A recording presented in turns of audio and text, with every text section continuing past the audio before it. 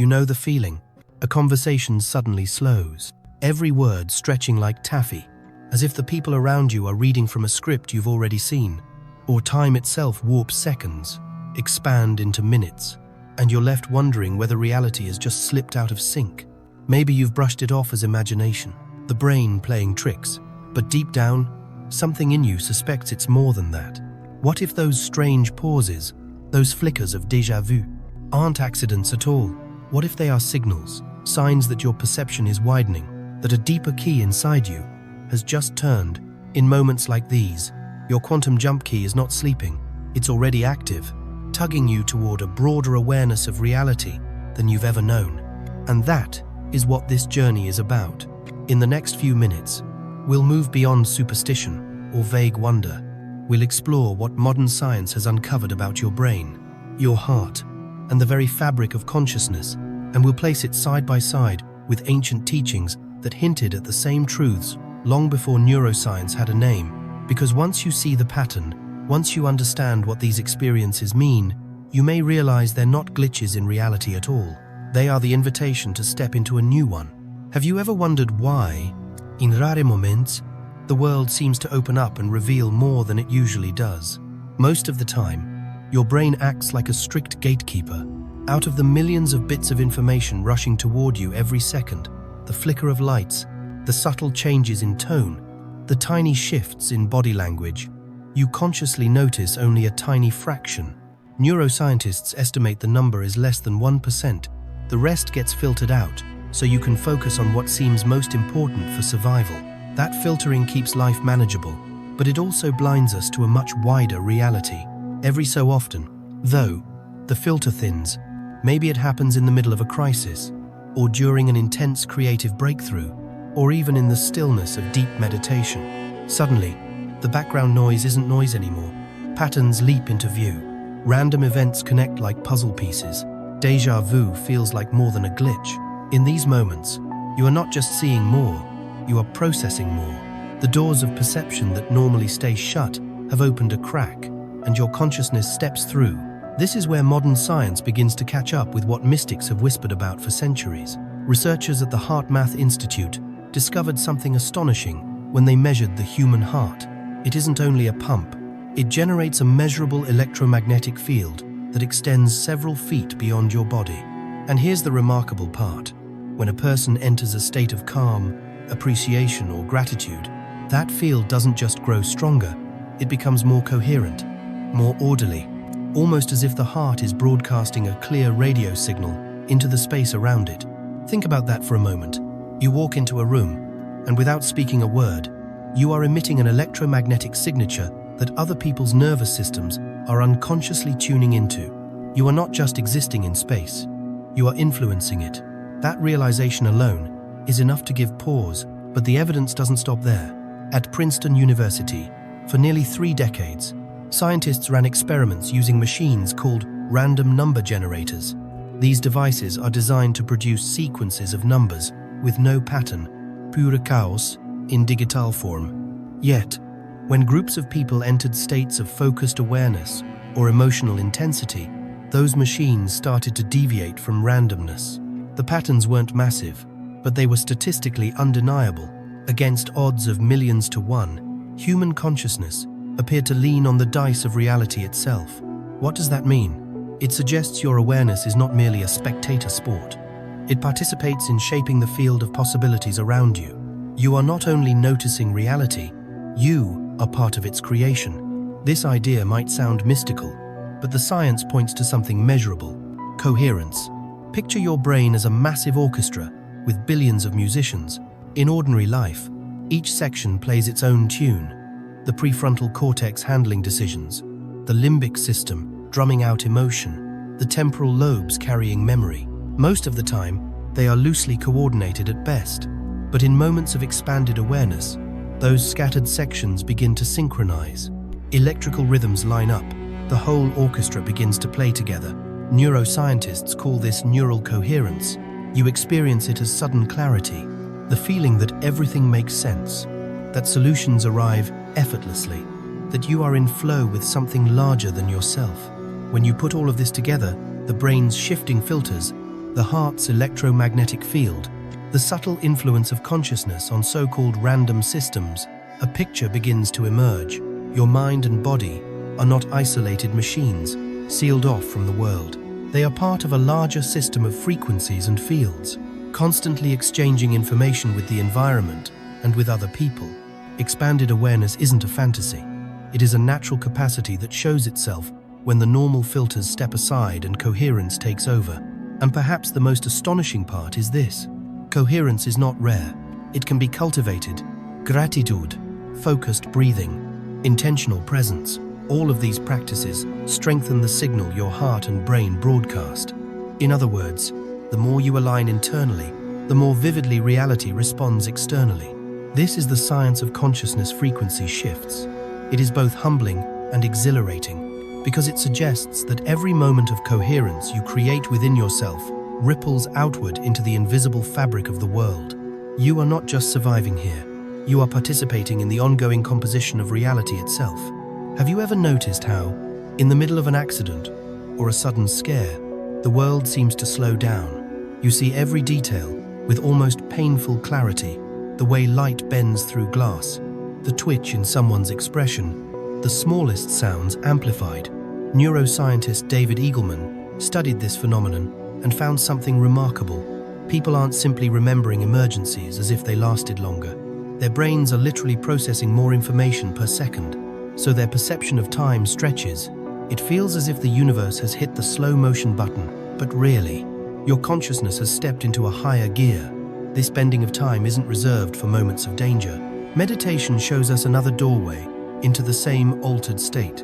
When practitioners sink into deep stillness, brain scans reveal that the posterior parietal cortex, the region responsible for drawing boundaries around space and time, quietly powers down. Without that clockwork running in the background, the line between one moment and the next starts to blur.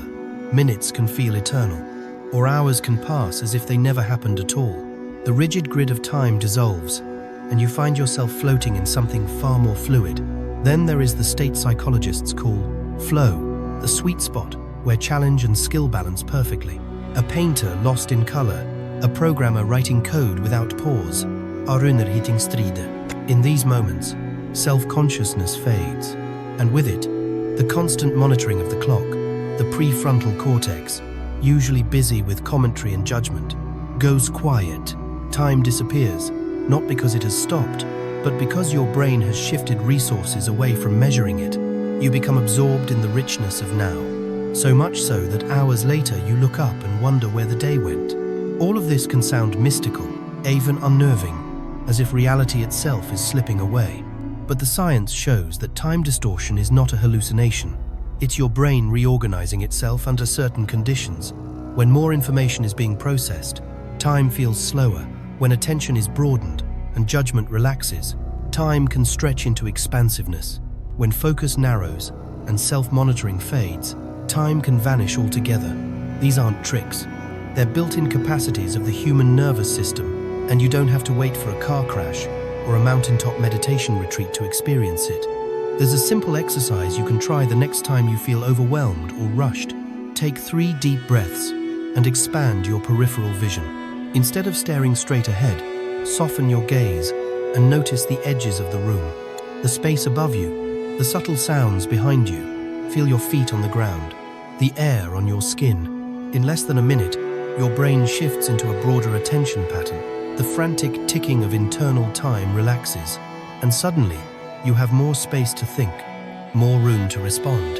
This is the gift of time distortion. It reminds us that our experience of reality is not fixed. It bends with the state of our awareness. Under pressure, the brain speeds up, giving us the illusion of slow motion. In calm focus, the boundaries of time dissolve into something vast and fluid. In flow, we step out of time altogether. The disorienting part, the part that makes you question your own mind, is exactly what confirms its reality. You are not imagining these shifts. They are your nervous system in action, tuning itself to meet the demands of the moment. And once you know this, you can begin to use it. Instead of fighting time, you learn to work with it, to expand or contract your perception, depending on what life requires. Time is not just a clock on the wall. It is a construct of your own awareness, malleable and alive. And when you learn to navigate its distortions, you open a door into expanded states of consciousness that make ordinary life feel anything but ordinary. Every person carries a hidden code, a kind of fingerprint that shapes how they see and move through the world. Scientists call it your reality signature. It's not written on your skin or stored in your DNA. It's etched into the neural networks of your brain and nervous system, the sum of every adaptation, every wound, every joy, and every choice you've lived through.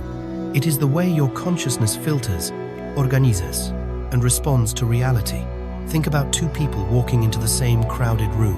One immediately scans for exits and threats, noticing tension in faces and micro shifts in body language. Another is drawn toward the emotional atmosphere, sensing warmth or distance before anyone says a word. Still another notices patterns in the lighting, the layout, the subtle connections between people based on how they stand or glance at each other. None of these are random. They are signatures deeply ingrained ways. The nervous system has learned to process the flood of information life constantly throws at us. Sometimes these signatures are born from pain. Someone who endured trauma early in life may develop what psychologists call hypervigilance. Their nervous system, primelfordenia, becomes razor sharp at picking up cues that others overlook. A sudden change in tone, a flicker in the eyes, a subtle shift in the environment. What looks like paranoia to others is, in fact, an adaptive response, a survival code written into the body. Other times, reality signatures are forged in creative fire. A child raised in an environment rich with art, storytelling, or problem-solving might grow into an adult with an extraordinary gift for pattern recognition. They notice connections that others miss, seeing threads woven between seemingly unrelated events. They sense when a design doesn't fit, when a story has a missing piece, when something in the social fabric is slightly out of tune. For them, life feels like a web of patterns waiting to be understood. Take the story of Sarah, a graphic designer. She began to notice a strange glitch. Her computer would freeze during certain projects.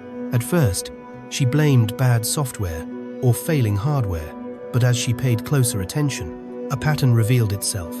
The malfunctions happened not at random, but when she was betraying her own creative instincts, compromising her vision to please demanding clients. Under stress, her body entered a heightened state. Subtle electromagnetic shifts in her nervous system interacted with sensitive electronics, and the result was a string of technical breakdowns. Her reality signature wasn't only internal, it spilled into the environment. For others, the patterns appear in ways that feel almost supernatural. Maybe streetlights flicker when emotions run high. Maybe animals are drawn to you or avoid you when you're in certain moods. Maybe the same number sequences repeat themselves during periods of transition, as if the universe is leaving coded notes in plain sight. These are not signs you're losing your grip. They are your nervous system's unique language, translating subtle information fields into lived experience. They are glitch patterns, and once you begin to map them, they can become tools instead of mysteries. The first step in uncovering your reality signature is simple observation. For 1 week, keep what I call a synchronicity log. Each time something unusual happens, a coincidence that feels too sharp to ignore, a piece of technology misbehaving in sync with your stress, an animal appearing at the perfect moment, write it down. Note the time, the emotional state you were in, and the details of what occurred. Don't worry about explaining it. Just record. Over time, a map emerges. Maybe you'll see that glitches cluster during major life decisions.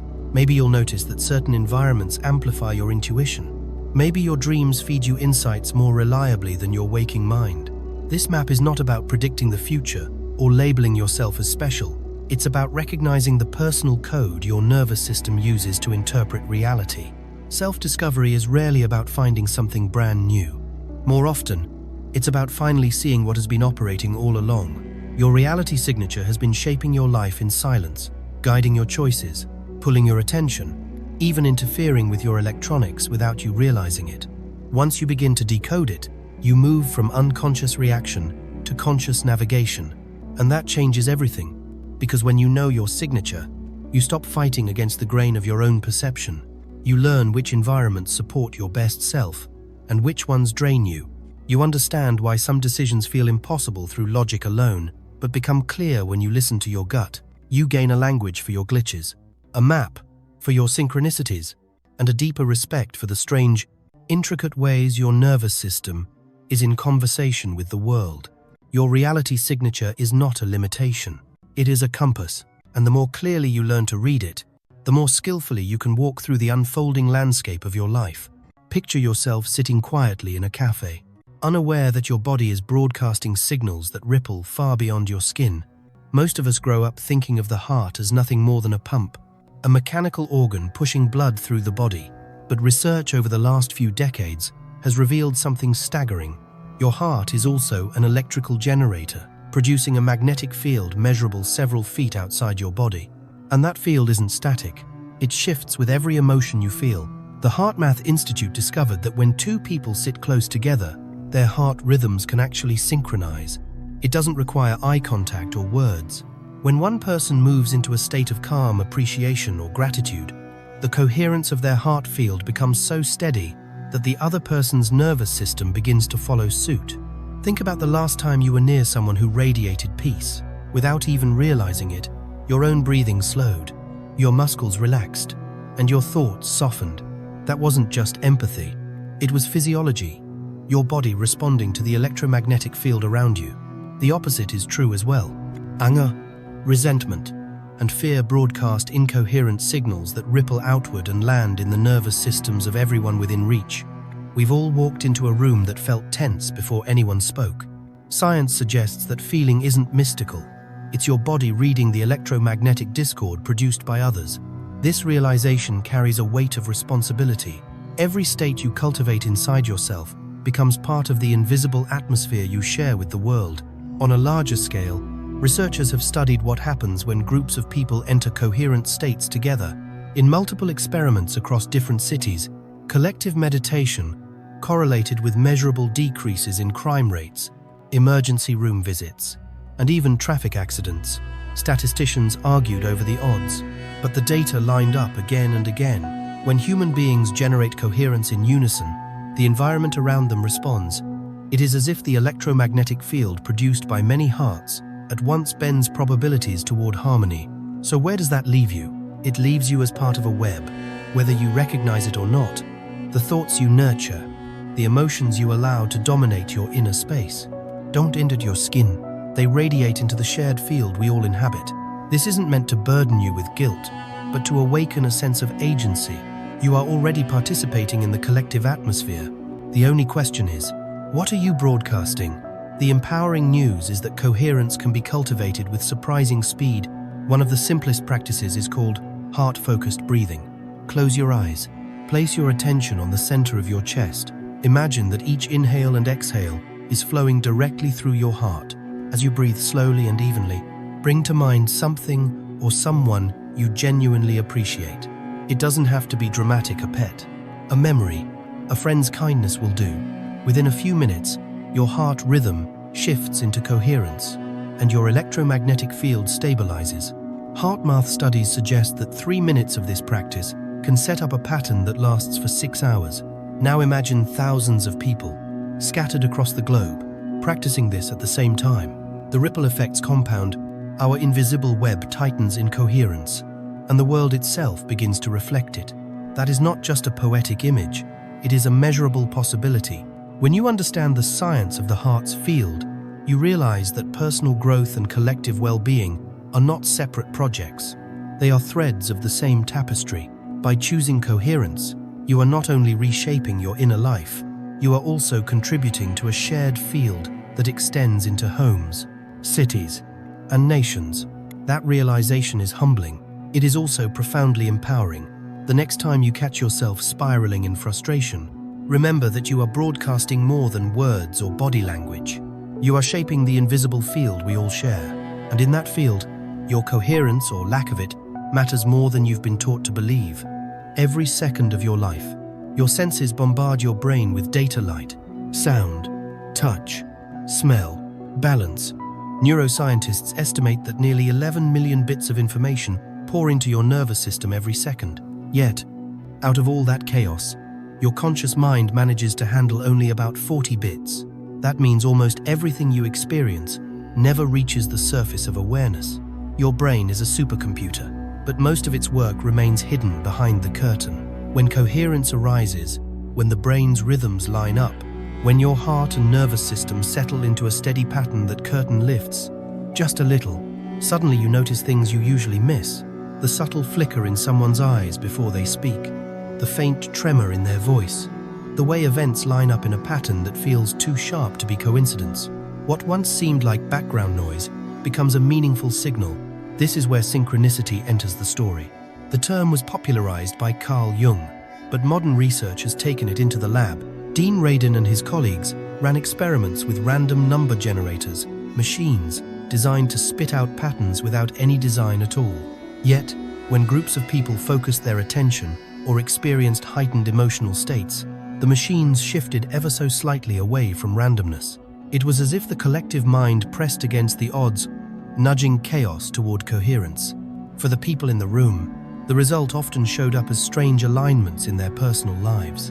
Phone calls at the exact right moment, recurring symbols, uncanny timing. But here's the challenge: not everything that looks like synchronicity truly is. In a world where algorithms predict what you want to see, many of the coincidences that catch your eye online are manufactured. A song appears in your feed because of data trails, not because the universe whispered it to you. That doesn't make synchronicity less real, but it does mean discernment is essential. Otherwise, you risk confusing artificial nudges with authentic signals. One way to discern is through what I call calibrated intuition. Genuine synchronicities tend to meet 4 criteria. First, they appear with unusual frequency, clustering rather than standing alone. Second, they are specific, fitting your circumstances with a sharpness that randomness rarely produces. Third, they show up with timing that feels surgically precise, arriving just when you need them. And fourth, they are personally relevant, carrying meaning that resonates with your inner world, not just generic symbols that could apply to anyone. When all 4 factors align, you can be more confident that what you are seeing is a real signal rather than noise. Think about how empowering this is. Most of the time, we assume our awareness is a passive receiver, catching fragments of reality. But what if your consciousness, when coherent, not only sharpens your perception, but also influences the patterns that come toward you, the subtle cues you catch, the coincidences that cluster, the meaningful events that stack one after another? These may not be accidents. They may be your nervous system attuning to a deeper level of order, the same way a radio dial finds a clear station amid static. Synchronicity doesn't mean life is rigged or scripted. It means your awareness is capable of perceiving patterns woven into the fabric of experience, patterns that remain invisible to most people most of the time. When you step into coherence, you give your brain permission to access more than 40 bits. You lean into the ocean of data, and suddenly the waves line up into a rhythm you can ride. And that is the intellectual surprise. Hidden in the ordinary, the universe is speaking more often than you think. The question is whether you are tuned enough to hear it. Most of us live as if the future is a single track, unrolling in front of us like a railroad line. We assume there is one path, one set of outcomes, and our job is simply to walk it out. But that's not how the brain or reality actually works. Neuroscience shows that your brain is constantly engaged in predictive modeling, simulating countless possible futures in the background. Every glance, every choice, every shift in attention activates a slightly different forecast. You are not standing on a single track. You are standing in a river of probability streams, each one pulling you toward a different version of yourself. The state of your consciousness determines which stream feels most accessible. In stress and fear, your brain narrows the field. It clings to the most immediate survival scenarios, blocking out long-term possibilities. That's why, when you're anxious, it feels as if you have no options, no room to maneuver. But when awareness expands, when coherence takes hold, the number of paths you can see multiplies. What looked like a dead end suddenly reveals side roads and hidden trails. The landscape of choice opens wide. Consider someone in the middle of a career transition. At first, panic takes over. They believe they've lost everything, that only failure lies ahead. But as they begin to calm, reflect, and expand awareness, new options appear, skills they had overlooked, connections they hadn't valued, side interests that could evolve into full-time work. None of these options were invisible. In an objective sense, they were always there. What changed was the field of attention. Expanded consciousness allowed more of the probability streams to come into view. Psychologist Hazel Marcus described this with the idea of possible selves. At any given moment, you hold multiple versions of who you might become. The successful professional, the burnt-out worker, the thriving creator, the isolated recluse. These aren't fantasies, they are live possibilities, waiting for attention and energy to activate them.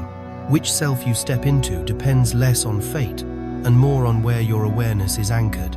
The probability stream you feed with attention becomes the reality you live. That's why attention management is really probability management. Every time you focus on despair, you strengthen the stream where despair dominates. Every time you focus on gratitude, clarity, or courage, you strengthen those streams instead. It doesn't mean you can control everything. Life is bigger than personal willpower. But it does mean your awareness is the rudder steering you toward one outcome rather than another. This is the liberation hidden in the concept of the quantum jump key. Activation doesn't always look like lightning and fireworks. Sometimes it looks like the quiet realization that you are not trapped, that more paths exist than you allowed yourself to see. It feels like stepping off the railroad track and discovering that the world around you is full of winding trails, open fields, and roads not yet taken. When you embrace this, your life stops feeling predetermined and starts feeling creative. You are not a passenger watching fate unfold. You are a navigator in a sea of probability, and every shift in awareness changes the currents. That realization alone can dissolve the heavy weight of inevitability and replace it with something far more empowering: freedom. The liberation comes not from forcing reality to obey your demands, but from recognizing the infinite possibilities already present, waiting for you to tune in. Your jump key is not a doorway into a single better life. It is the awakening to many lives unfolding. With the power to choose which one you step into, there are seasons in life when the person you thought you were begins to dissolve, a job ends, a relationship falls apart, an illness shakes the foundation of your identity. In those moments, it can feel as if you're standing in the rubble of your own story. But neuroscience offers a surprising perspective. Such transitions are not only endings, they can also reopen a window of brain plasticity, a state usually reserved for childhood, when the nervous system is most flexible and ready to rewire. Michael Merzenich, one of the pioneers in the study of neuroplasticity, demonstrated that the adult brain is far less fixed than we once believed. New pathways can form, dormant circuits can awaken, and old patterns can fade if they're no longer reinforced. Robin Carhart Harris extended this insight in his work on psychedelic therapy, showing how moments of profound disruption can loosen the brain's default mode network, the set of circuits that keep our sense of self intact. When that network relaxes, the boundaries of identity become more fluid, making space for new stories to emerge. Psychologist Carol Dweck's work on mindset echoes the same principle. Belief in growth can reshape not only motivation, but the actual architecture of the brain. If you think of identity as a static object, change feels threatening, even impossible. But if you think of identity as a living system, one that can reorganize itself in response to challenge, then transition becomes less of a death sentence and more of an invitation to rebirth. Imagine your old self as scaffolding. It served its purpose, holding up the structure of your life for years. But now that scaffolding begins to crack, the mistake is clinging to it, as if it were the building itself. The truth is that the collapse of the scaffolding makes room for new architecture, old habits, old beliefs, and even old neurological pathways can give way to new designs. That collapse is frightening, but it is also the soil of transformation. How do you participate in this reconstruction instead of resisting it? One way is journaling. Writing forces the brain to encode experience in a new form, translating emotion into language. Each sentence is a small act of rewiring, creating clarity where confusion reigned. Another way is visualization. When you picture yourself behaving differently, succeeding in ways you once thought impossible, the brain fires many of the same circuits as it would if you were actually doing it. Over time, those mental rehearsals lay down new pathways. Finally, there's the power of behavioral experiments. Small, deliberate actions that contradict your old patterns Every time you step into a new behavior, however tiny, you carve a trail that the brain can follow again. Taken together, these practices amount to more than coping strategies. They are tools of rebirth. They take the raw plasticity of the brain during transitions and direct it toward a new self, one that is not merely a copy of the old, but a reimagined version better suited for the life ahead. It's important to recognize the tenderness of this stage. Rebirth isn't instant. There will be days when you feel like a blank slate, stripped of anchors. There will be days when the old identity tries to pull you back with familiar fears and voices. But if you can trust the process, if you can accept the crumbling of the old, as necessary, you give your nervous system permission to sketch out new forms. What emerges may surprise you. Skills you never valued rise to the surface. Desires you buried make themselves known. Relationships shift as you embody a new frequency of being. And slowly, the scaffolding of the new self rises stronger, more aligned, more alive than before. Identity reconstruction is not a detour on the journey. It is the journey. Each time life pushes you into transition, you are given a chance to step into the laboratory of your own brain, to participate in the miraculous ability it has to reorganize, to renew, to be reborn. When awareness expands, life can feel both exhilarating and overwhelming. Suddenly, you notice subtleties you never picked up before: the tension behind someone's words, the flicker in their expression, the weight of energy in a room. For many people, this heightened sensitivity is mistaken for fragility, a flaw to be corrected or medicated. But the truth is that expanded awareness is not something to fear or avoid. It is a gift that needs grounding, not escape. Dynamic grounding means learning how to stand steady while the volume of life increases. Instead of running from sensitivity, do you anchor yourself so that the flood of impressions becomes useful rather than destabilizing? Think of it like tuning a musical instrument. A guitar string that is too tight snaps, too loose, and it makes no sound. Proper tension produces resonance. Your nervous system works the same way. Grounding doesn't mean numbing out. It means adjusting the tension so your awareness resonates without breaking. In practical terms, this skill reshapes how you move through daily life. In your career, heightened perception lets you read the room during negotiations, sensing currents that others miss.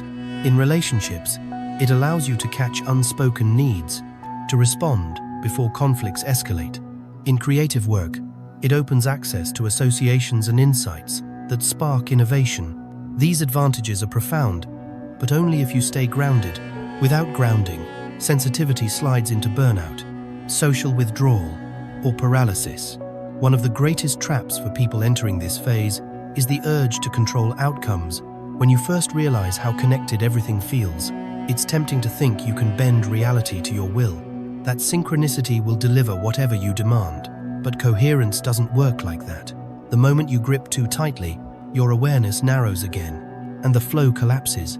Expansion thrives on trust and alignment, not domination. The paradox is that the more you let go of rigid control, the more reality seems to arrange itself in your favor. So how do you ground this sensitivity in a way that sustains rather than exhausts? Begin with stillness.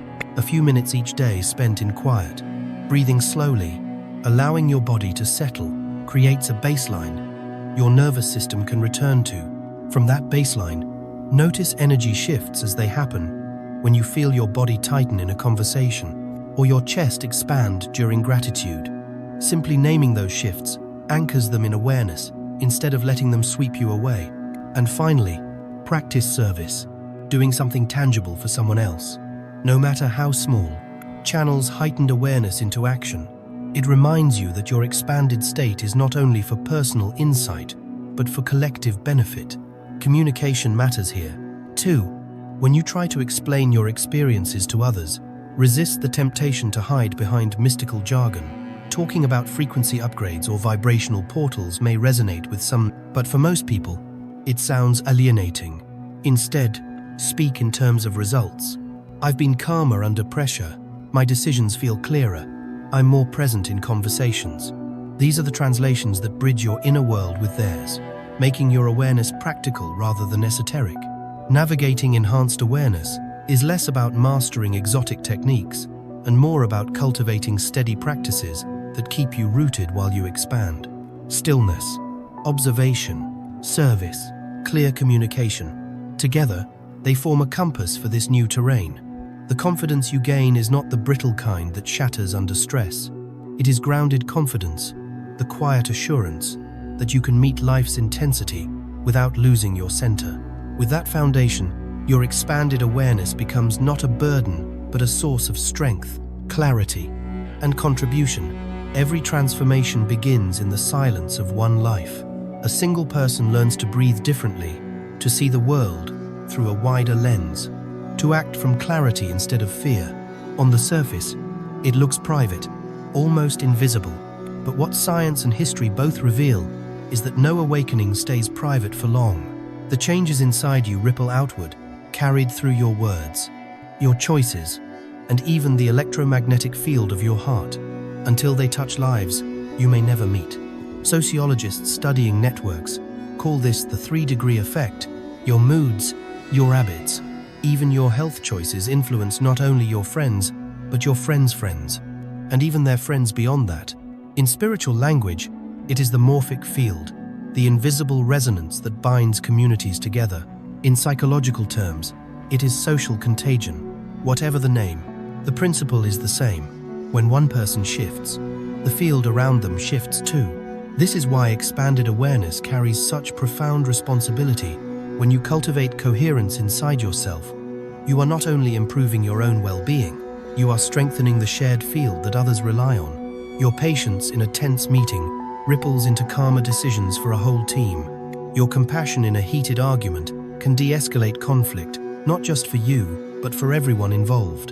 The waves of influence move outward, subtle but real. This is the essence of conscious leadership. It doesn't require a title, a corner office, or a following of thousands. It begins when one individual embodies awareness so steadily that others naturally calibrate to it. Leadership, in this sense, is not about exerting power over people. It is about radiating presence so consistently that the field itself becomes safer, clearer, and more humane. The applications stretch across every arena of modern life. In conflict resolution, coherence allows people to see beyond fear and revenge, making space for solutions that honor all sides.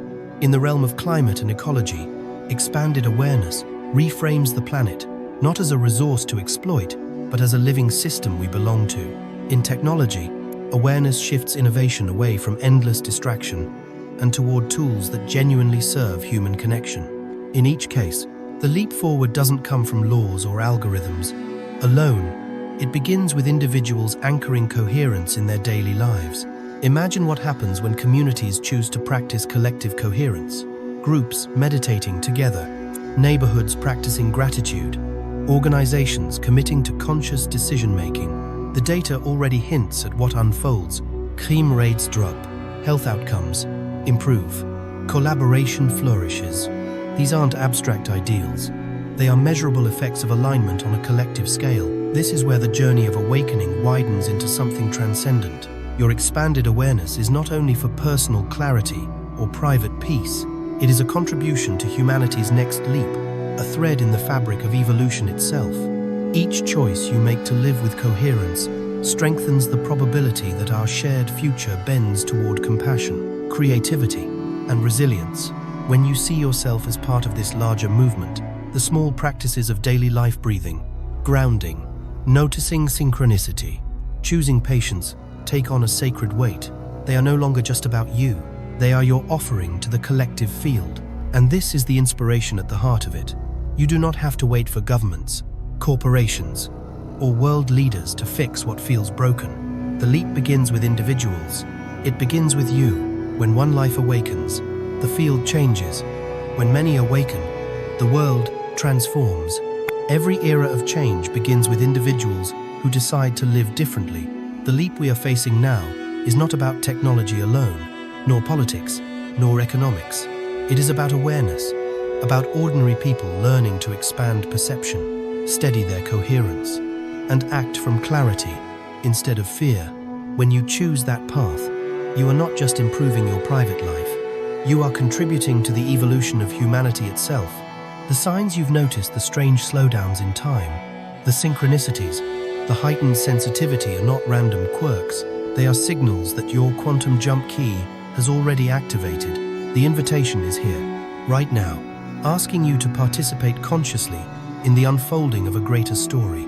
So I ask you, step into it, practice coherence, trust your awareness, share your experiences, comment below with the words, "I understood it," and add the synchronicities you've witnessed in your own life. In doing so, you affirm not only your journey, but our shared leap forward.